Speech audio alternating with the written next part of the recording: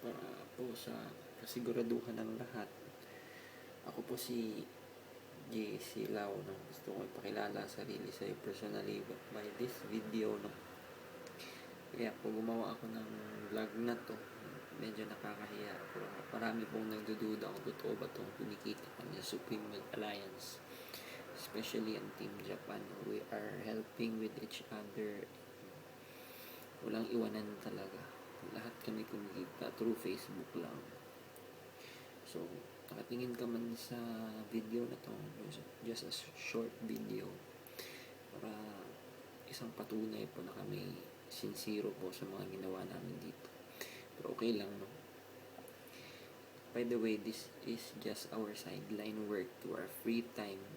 If you are willing to do this in your full time work, pwede. So, gaya sa amin, sideline lang, but we have earned more than what we have expected, and it really helps us, no?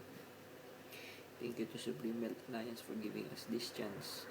At sa inyo, for those who are interested, don't hesitate to inquire the group, no? Or just add me up on my Facebook account.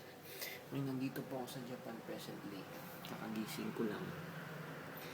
At yun lang po, napag-isipan kong gumawa ng video na to para po mawala na po yung mga duda dito po sa harap niyo, with my Facebook account, with my blog. Basta tulungan lang tayo. So, walang singular movement sa grupo namin sa Team Japan SWA or Supreme Alliance, but we are doing it as one, as a group, and hopefully successful naman. Presently successful naman ang grupo. So, yun po.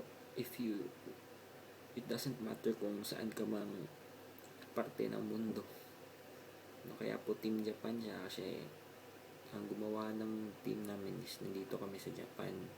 So, kaya Team Japan siya. So, good morning guys, and God bless us all, and thank you for watching this video.